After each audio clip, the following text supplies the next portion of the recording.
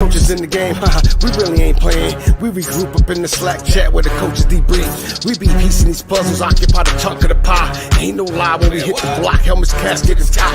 You be seeing helmet after helmet, helmet after helmet.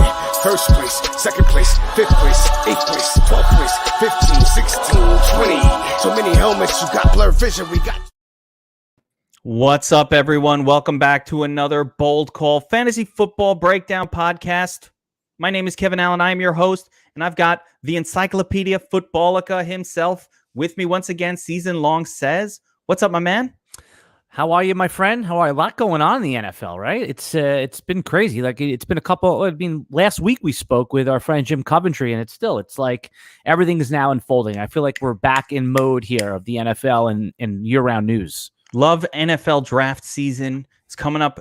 We've got essentially the NFL hot stove happening in full force. So today we're going to go over free agency chaos, what's going on, latest news, latest breakdowns, blockbuster draft trades as well.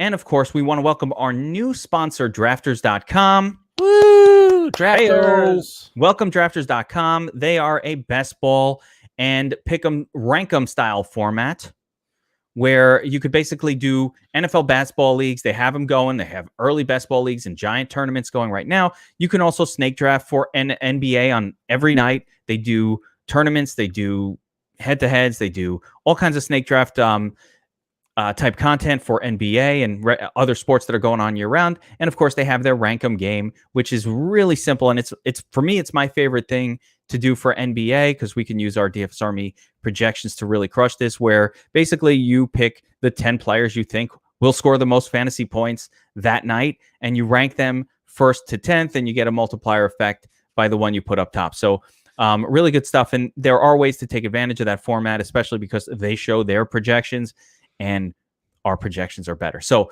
really what's cool about Drafters is that they have the super late swap. So say you don't get swindled by like COVID players that are last minute scratch. You actually set a substitute. And even if it's a minute into the game and you find out that player scratched, Drafters will insert your alternate player into. And I think that really that makes it more fun for me. And cannot get burned by the COVID scratch. So really great love format. The draft. Yeah. Check out drafters.com. If you use promo code DFSARMY, they give you a $25 deposit match, which is nice. And if you deposit $25, you get $50 to play with. Nothing wrong with that. And, it's definitely a cool format to check out. And for me, I'm just power hammering all the early best balls we can, because we're on top of shit well in advance of everyone else. So go check out our friends, drafters.com. All right. Absolutely. Now let's get into it here. So free agency chaos has exploded. And just today we have a blockbuster trade or two blockbuster trades that I think give us not just some direction of which some teams are going. Really, it sets up a lot of teams in a lot of directions. So break down the first trade, and then we've got a second trade on top of it. First, we've got the Eagles and the Dolphins and 49ers. They're all dancing together. Break it down for me, Says. Yeah, I mean, let's go through it slow because, we learned about it 2 minutes before we got on the air. So the first thing that happened was the Dolphins have the 3rd overall pick, and that was from their trade with Houston. Okay, so that was originally Houston's pick. So that was part of the Laramie Tunsil trade, right? So you have that. So people were speculating, what are the Dolphins going to do? Are they in on Tua? Are they out on Tua? They're going to take a receiver there. So what they did was they are in on Tua for this year. They figure let's give Tua everything we could do to succeed. So they trade with the San Francisco 49ers and move back to the 12th pick. So they had the number 3 pick, to be clear. They moved back to number 12. Right. In exchange, San Francisco throws them a bunch of first-round picks. Next year's first, obviously, they get the 12th pick this year, a couple seconds and thirds. It was a big package. It was a big package. So, but let's not stop there. So what happens is Miami's sitting at 12. Everyone's speculating, what are they going to do? Who are they going to take? And then what they do is they make a trade with Philadelphia, and they move up to 6. And now Philadelphia is picking at 12. And again, that means that the Dolphins are now going to be picking in the 6th slot. I mean, that kind of reeks of the Jamar Chase or whoever their wide receiver one is. It might be Devontae Smith.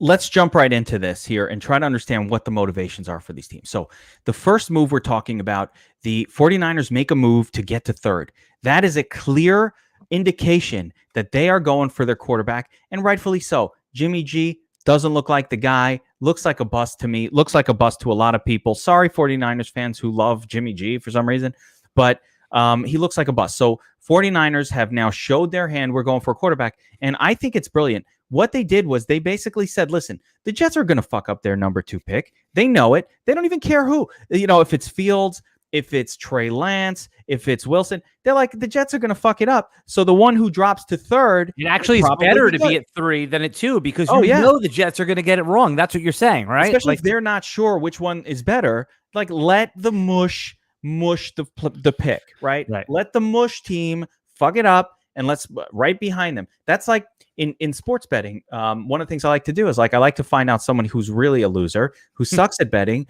and then all you got to do is do the opposite. You're like, hey, who do you like? And then you just do the opposite. There's somebody on Twitter I follow just for that reason. So the 49ers made the mush play. They said, hey, the Jets are going to mush their pick. We know that. So let's take whoever they don't take. But in all seriousness, who is going to be? I mean, is this a move for Fields? Is it Trey Lance? Is it Mac Jones? Is my feeling. The world? Yeah, no, this is my feeling, is that the 49ers, in all likelihood, probably offered the same exact package to the Jets. I mean, why wouldn't you? Why wouldn't you rather have the number 2 pick than the number 3? Now, if the Jets obviously turned it down. So to me, the other indicator is that the Jets, in all likelihood, are taking a quarterback. Okay? They are taking, I believe. I wasn't sure up until now. I wasn't sure. Yeah, I mean, they would have to. That's even a bigger mush to not take a quarterback when you're picking second. So they have to, or they would have had to trade out. Obviously, the Jets are kind of showing their hand a little bit too. They will most likely be taking a quarterback here. Right. And by all accounts, it sounds like that Zach Wilson is their guy. And I mean, it's what it is. I don't know. It's funny because I have a lot of sources that I like to check in with, and I've heard trusted sources say that Zach Wilson is their clear-cut number 2. He's in the same tier with Trevor Lawrence, and that there's about a third of the NFL teams agree that Zach Wilson is their number 1 quarterback on the board above Trevor Lawrence. Now, I think that some other sources that I've checked in with, they think that Zach Wilson isn't even in their top 5 quarterbacks. So here we go again. Zach Wilson, I think he's the presumed number 2 pick at this point. And I think that at number 3 it gets interesting. There's Justin Fields. There's Trey Lance. Now, here's the thing with Trey Lance, Geek, is that Trey Lance only threw 30 passes in 2020 before he was done with the season. He was an opt-out. His 2019 tape is what sets him up for, high NFL draft capital. And he does have that high upside. Wait a minute. What kind of college kid opts out? Like somebody that's secure in their draft position for 2021. I mean, this seems like he was scared a little bit to play out the season, like that it would come out worse. Like, why would you do that? I mean, look, projected wide receiver 1, Jamar Chase opted out the whole year too, and he's still the wide receiver 1. I don't like it. He didn't play. Yeah, Jamar Chase didn't play 1 snap of football. I don't like it.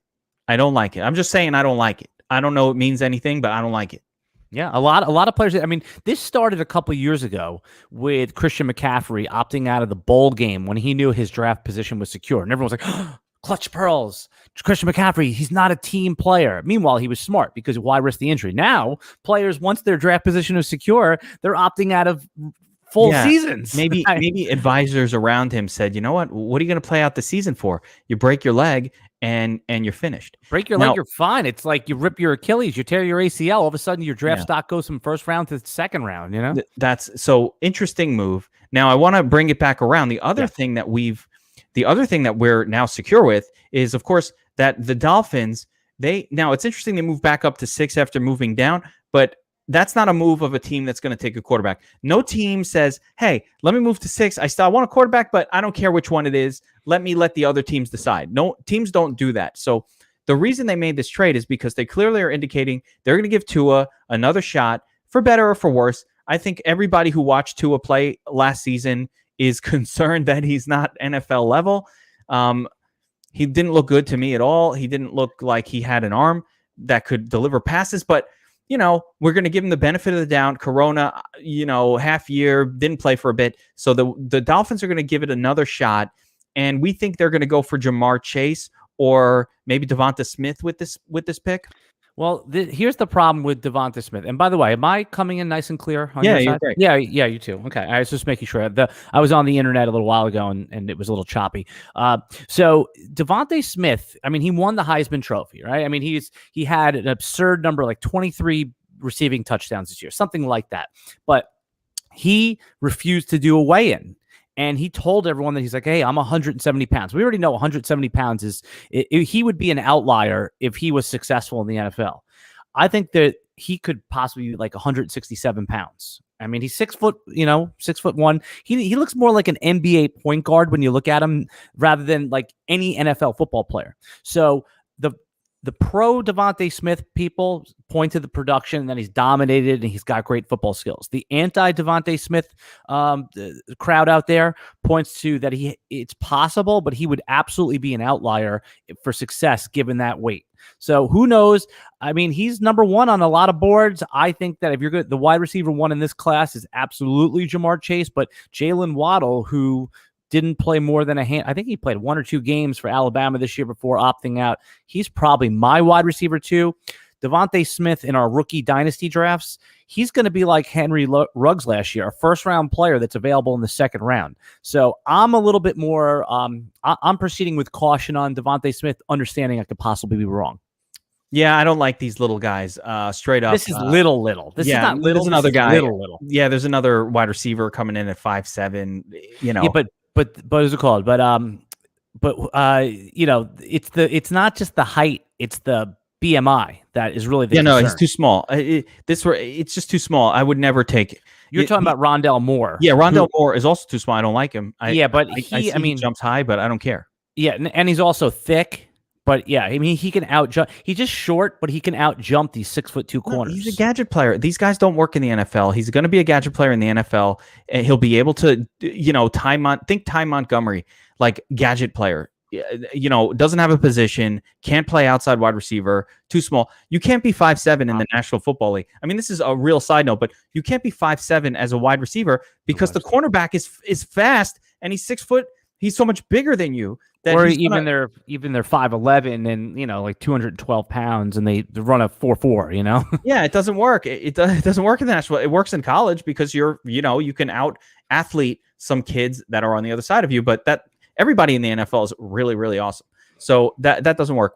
You'll see that will be a massive fail in the NFL. But those two trades, all of these trades, we really now have settlement of San Francisco going for a quarterback. Bye Jimmy G. And by the way, don't believe a word they say. This guy that they're drafting right now, great chance will be playing as the starter for that team this year, right in the beginning. Yeah, I mean, anytime an NFL quarterback is drafted in the top 6 picks of the real NFL draft, there is an almost absolute certainty if the coach is even halfway competent that they're playing right away. I mean, it was Justin Herbert needed a doctor to stab Tyrod Taylor in order to get in there, but obviously he should have been playing right away as well. That was just poor coaching, and look what happened to that coach. Tua took about 7 weeks, which is unusual as well. But remember that Deshaun Watson when Tom Savage was out there? Savage, that only lasted a few plays. So yeah, I mean, I wouldn't worry about it. Jimmy Garoppolo has not looked like a quarterback that helps the team win. He's just, he's Alex Smith out there. He's a game manager. He's fine. Alex Smith at least was a competent game manager. Jimmy G, man, he missed that throw in the Super Bowl. It was all over right there. I knew. Yeah, and the 49ers will be a good team again, as they deserve to be, based on having a really strong defense and good skill position players. Upgrades for all of the skill position players, guys. Right, Deebo Samuel looks better. Let's talk that through. George Kittle, always great. I don't know if you can upgrade him. He gets hurt anyway. But who's the other? Deebo Samuel, who's the rookie? You got Ayuk. Yeah, Brandon Ayuk. These guys look better now. Whoever they have running the football, that whole offense should improve based on replacing what was a well below average quarterback with someone that we hope will be good. You don't know, but you hope it'll be good. And if it's Fields, I really like it because it adds that extra dimension to the or Lance or Trey Lance that adds that running dimension. So it's probably going to be someone who adds that dimension because it's those two guys who are the most likely to that they unless they want to kind of like take another Jimmy Garoppolo, which is Mac Jones.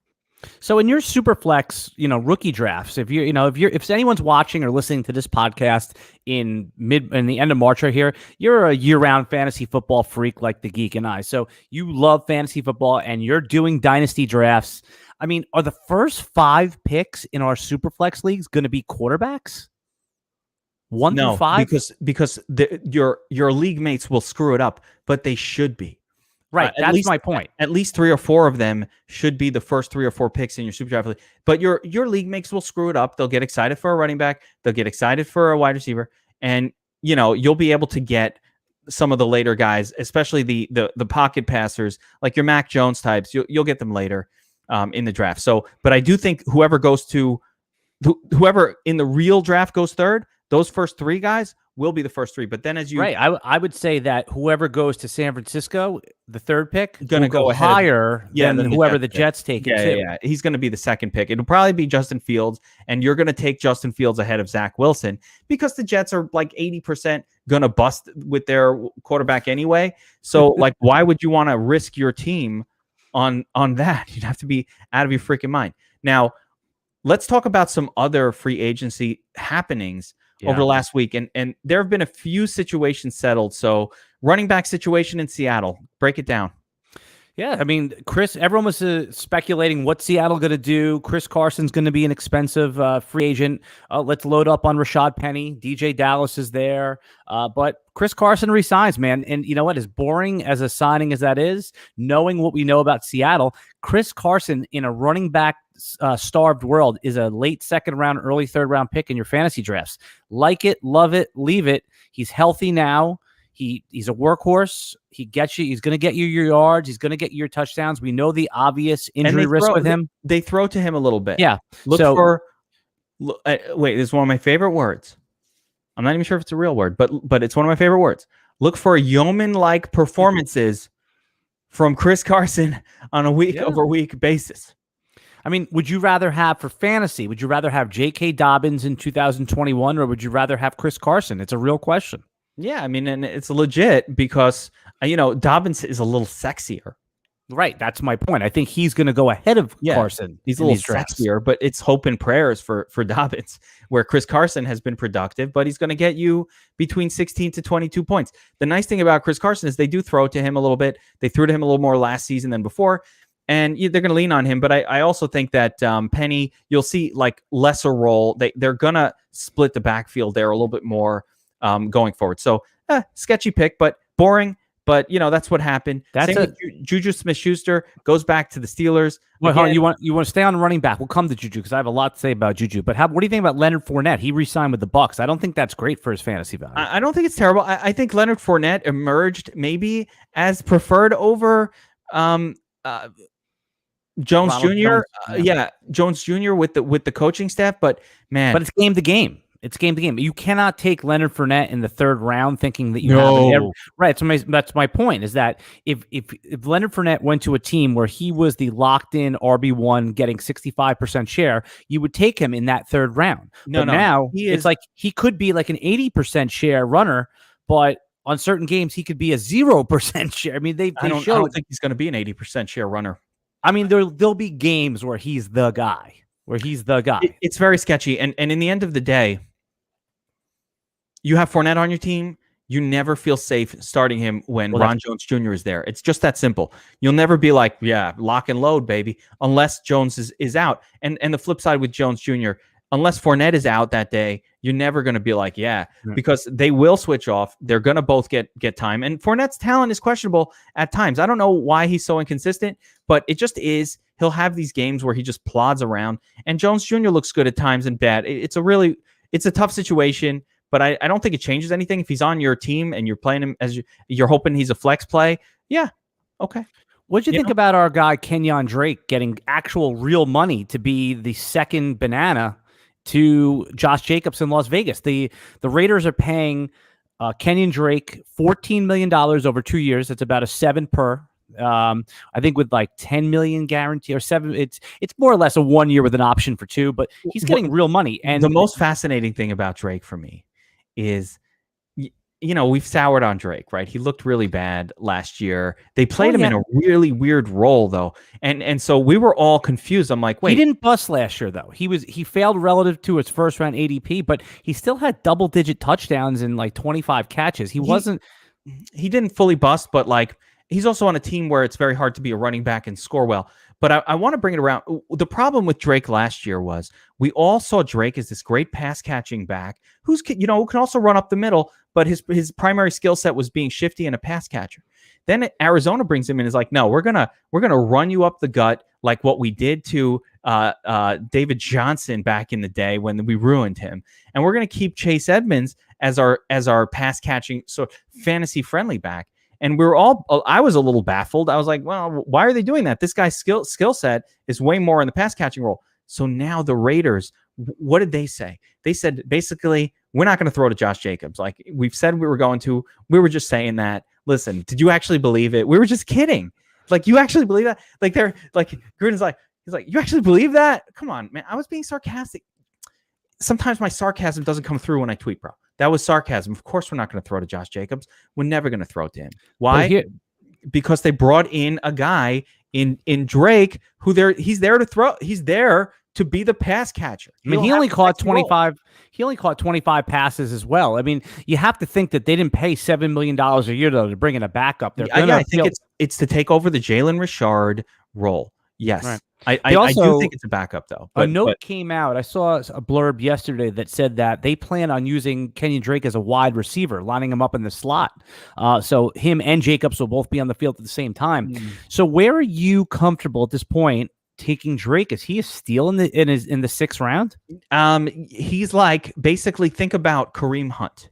And you're looking at Kareem Hunt. You're like, oh, yeah, he's here. I don't love him. You back up. And then Kenyon Drake is right there. It's like, oh, he's going to be the Kareem Hunt for the Raiders, meaning he's going to get work every week, and he might have the sexier, at times, fantasy role. But it's more speculative. We know that Kareem Hunt gets that role, but that might be what Kenyon Drake is. So, it's like, hey, we know Josh Jacobs only does well when the Raiders smash. They have to be winning the game. They have to win the game, and he could do okay. Jacobs is worse than Chubb, by the way. So it's like a Kareem Hunt, but the guy ahead of him is less good than the one ahead of Kareem.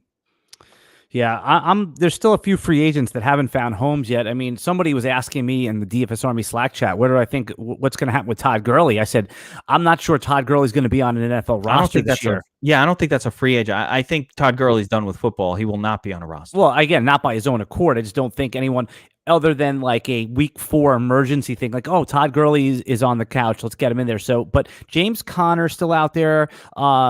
Well, no. James Terminator's still out there from what I understand. Yeah, right. And then obviously there's going to be some running backs that get drafted too. So Miami, people are talking about them as drafting a running back. My guy, Myles Gaskin, still remains, I think, one of the best 7th or 8th or 9th round picks you can make in these best ball drafts. People don't think he's safe. Do you think Miami is going to either lock in one of these running backs, or do you think that Myles Gaskin, that we've been pumping on this podcast since January? I love this question. So let's just bring it back for a second and say you're drafting your early best ball on drafters, right? And Myles Gaskin is going very late because the full speculation. Oh, Miami's definitely bringing someone in. Like everybody, Miami's bringing. Oh, you think they're going to go? No, they're bringing someone in. Maybe that's where James Conner landed. I'm going to Google it. But he didn't. No. Malcolm Brown. That's who it was that went there. Oh, okay. It's nothing. So my point. James Conner. Oh, it's the Pittsburgh Penguins. I looked up at James Conner. It's the freaking Penguins. No, James Conner said he's been talking. You're right. He's been talking with the Jets. But I'm with we'll get to Tevin Coleman in a minute. But let me explain. Yeah, go back to Miami because there's an opportunity right now. So yes, could Miami draft a running back? They ain't doing it. They're not doing it with pick 6. That's not taking a running back there. Will they take it a running back, one of the top guys at the top of the 2nd round? Maybe. Mayhaps. I think the Jets are going to get the best running back on the board at pick 33, right? They should if they're smart. And I'm interested in whoever. Honestly, I know we hate the Jets, but I'm interested in whoever the Jets starting running back is.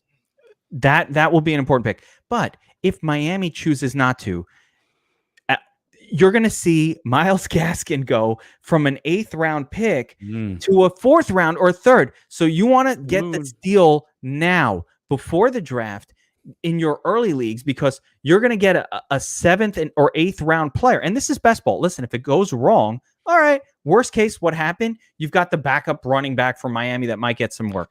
But here's the only problem with that pick. And you know me, I'm pro Myles Gaskin. I think you should auto click him in the 7th round. The problem is, like you just said, that there is risk of failure. So, if the risk wasn't there, you're not getting him in the 7th. Correct. So you're going to have to decide, do I want another running back? And I agree that the risk is not commensurate with the price. The price is great, but that's where the elite quarterbacks are still hanging around. That's where Justin Herbert is. That's where Kyler Murray's going right now in these best ball drafts. So that is the push and pull of this whole thing. So if you're doing 30 drafts, 15 drafts, 10 drafts, I would recommend, even though we love Myles Gaskin, we fully want you to click draft on him in the 7th round. Don't go all in because of the risk, and take one or two of the elite quarterbacks in some of these best ball drafts. I would just throw this other part out there. There are still elite quarterbacks in the 8th round. So, like, if you took Gaskin and you missed on Herbert, but then you took Jalen Hurts, it's like, okay. No, there you go. That's a good solution. The opportunity cost of an elite quarterback isn't gone after that round, but the opportunity cost of what might be a 3rd round running back in the 7th round in your best ball league, that's gone. After that, you still agree that Jalen Hurts has more risks than Kyler Murray. It's like a little more about. I don't care. It's a best ball league. I don't deal with floor in best ball. I'm trying to win a tournament. I only care about the ceiling. You're right about that. Yeah, I'm only caring about the ceiling. I think Jalen Hurts' ceiling is equal to Kyler Murray. Equal. Yeah, I agree.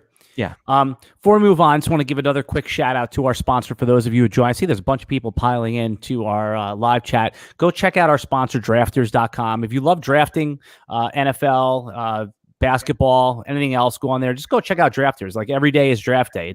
It's literally the best part of fantasy without all of the work. So, and use our code DFSARMY and you'll get $25 deposit match. I love deposit matches, by the way. You talk about ROI on DFS sites. They don't all give deposit matches. I know it seems like it's always there. It's not. You put in $25, you play $50 worth of games. How can you lose? You should be able to win more than half your games. Now, let's Juju. You were asking about Juju. Well, yeah, I have one last question, then we'll move on to wide receiver. What other team besides the Jets are we hoping for if we have a dynasty league and we need a running back, right? And we've got 2 or 3 elite running backs, and it's not great, but 2 or 3 very good running backs in this draft. Jets are one team super desperate for a running back. Maybe Miami. Are there any other teams where we're really hoping that they take one of these guys and then that guy's available to me? Yeah, I'm going to watch you. As soon as I tell you the team, you're going to like slap your head and be like, the Pittsburgh Steelers. Yeah, well, of course, right? Yeah. So, and Javonte Williams out of North Carolina is a big back. It could be Najee Harris, who's expected to go ahead of him. If either one of those guys lands in Pittsburgh, they're the instant 3-down starter, dominant, NFL ready. And I would say Atlanta. Atlanta desperate for a running back. Yeah, Atlanta had a couple marginal signings, but I think those are the 2 spots right there. You talked about the Jets. I don't think Miami is a good landing spot for a rookie running back, given that Gaskin's probably still a 35% share guy. Plus whatever else they and don't sleep on Salah Ahmed, who looked really good. Yeah, Salvin Ahmed. Yep, totally. So, I think Pittsburgh's the big one. I think that Atlanta certainly is fruitful, and you're always going to like anyone that ends up in San Francisco with Shanahan. That could be the Chuba Hubbard spot because he likes speed.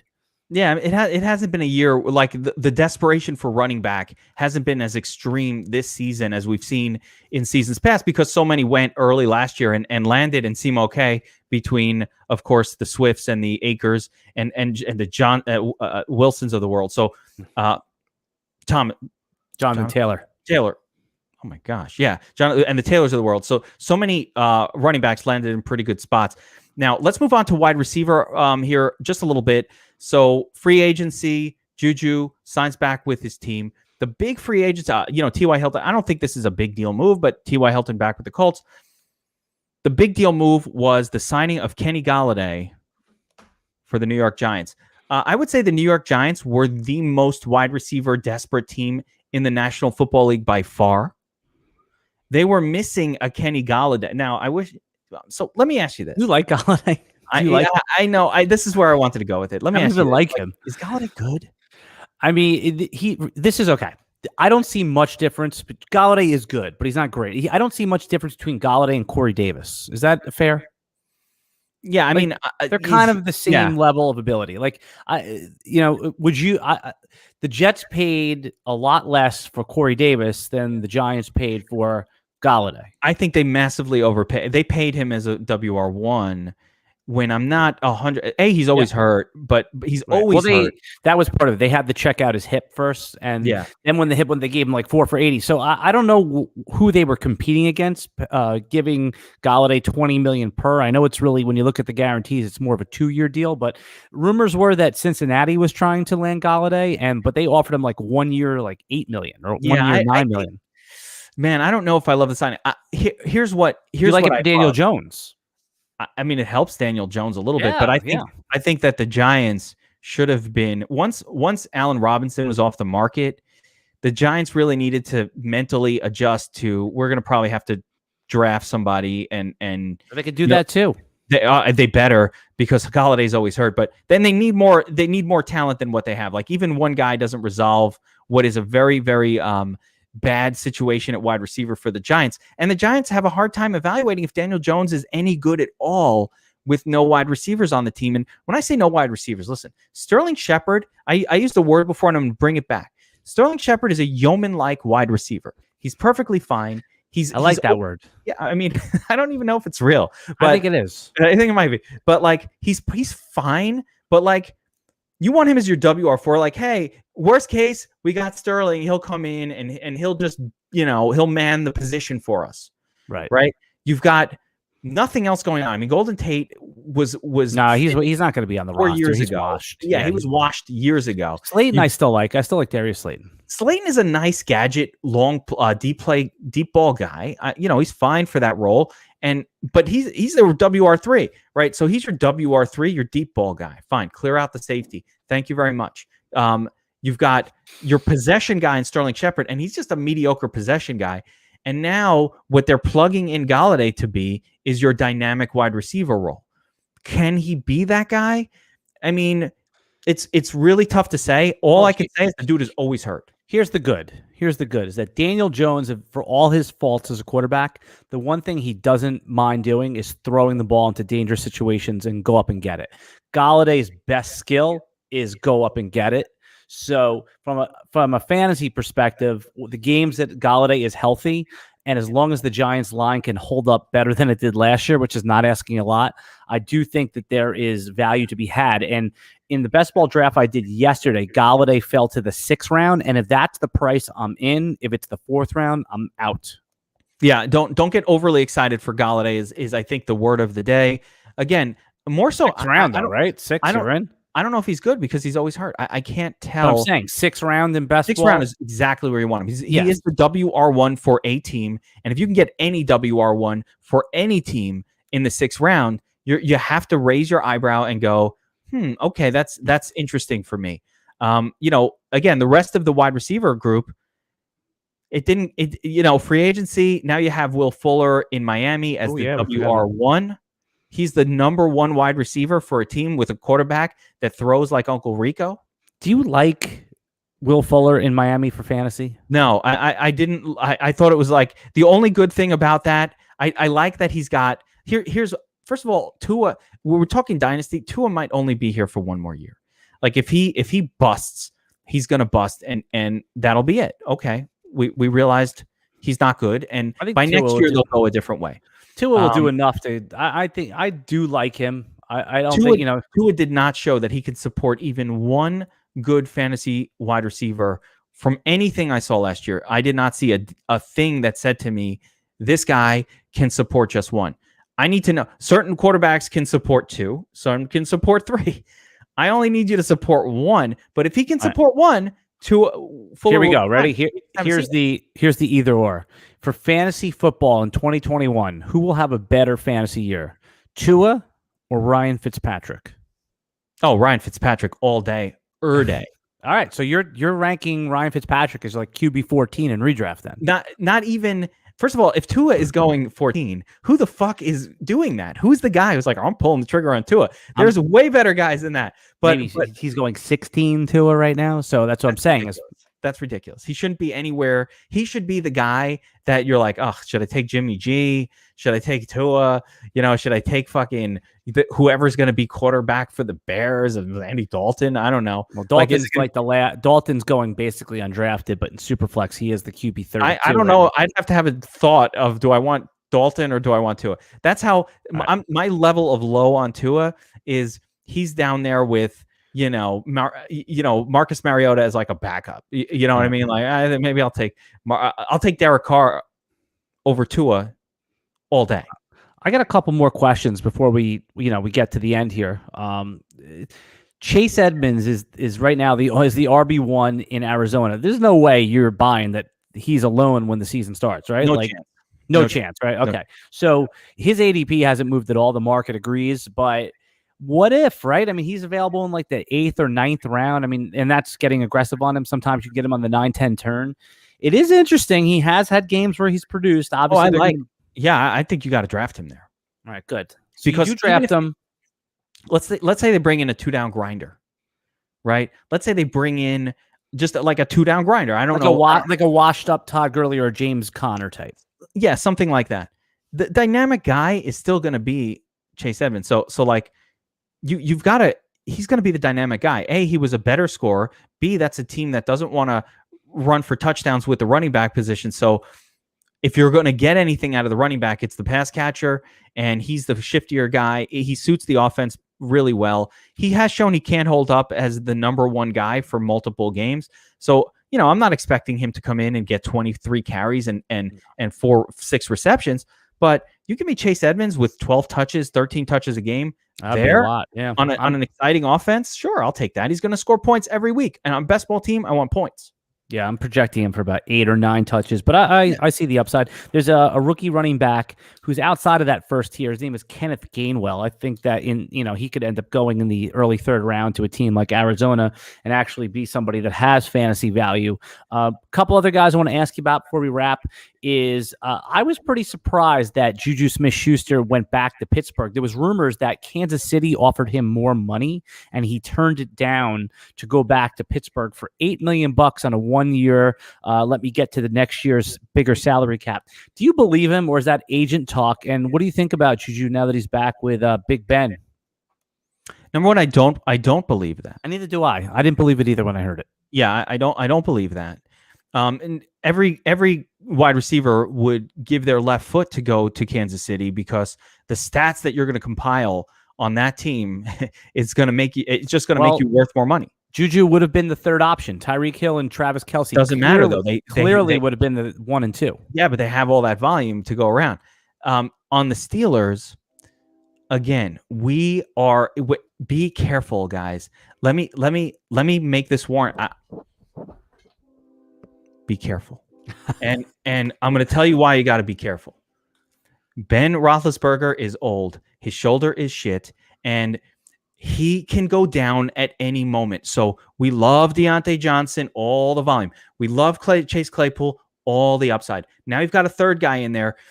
Looks great when Ben Roethlisberger is throwing 42 times a game, which is what he was doing. But what happens when Ben goes down with an injury, which will probably happen? I'm going to give it a greater than 50% chance of happening. He's deteriorating rapidly from his age. So when he goes down, all of the Steelers offense turns into a shit show. Now, if the Steelers drafted a Jalen Hurts level quarterback in the 1st round that could replace Ben Roethlisberger, we'll have another discussion about this. But for now, you draft Juju Smith Schuster. I'm assuming he's like, what, a 5th rounder in best ball? Probably going behind Deontay. Maybe Deontay's a 3rd rounder and Chase in the 4th.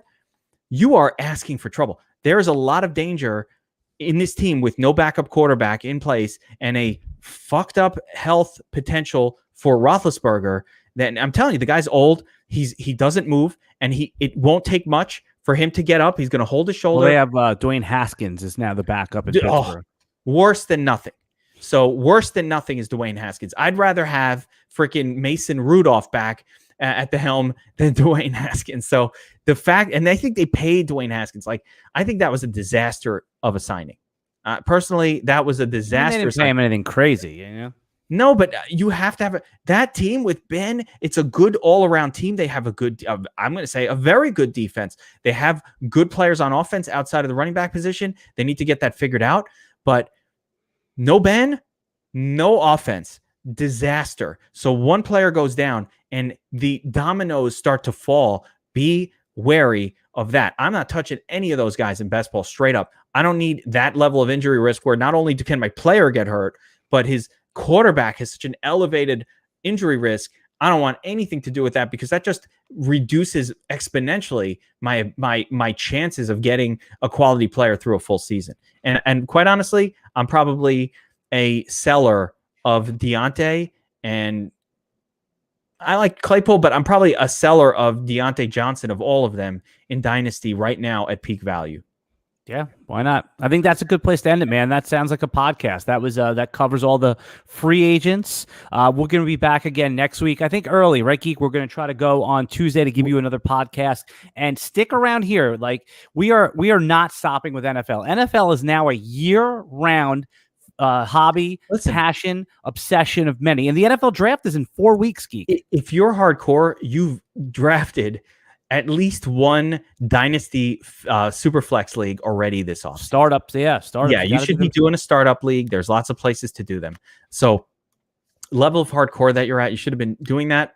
Go to our sponsor, Drafters. Draft a best ball team, man. That's right here. Why aren't you doing this? So the other thing is, as we proceed towards the NFL draft, we're going to start getting into some mock drafting and a little more prediction, shows here on the Bold Call, trying to see what the first round is going to look like. So stick with us for the next few weeks. Make sure, if you're watching this, you like and subscribe to the channel. It's hard to find these awesome podcasts. If you like the content, make sure you like and subscribe to the channel so you get a notice that, hey, these guys are back. They're breaking shit down.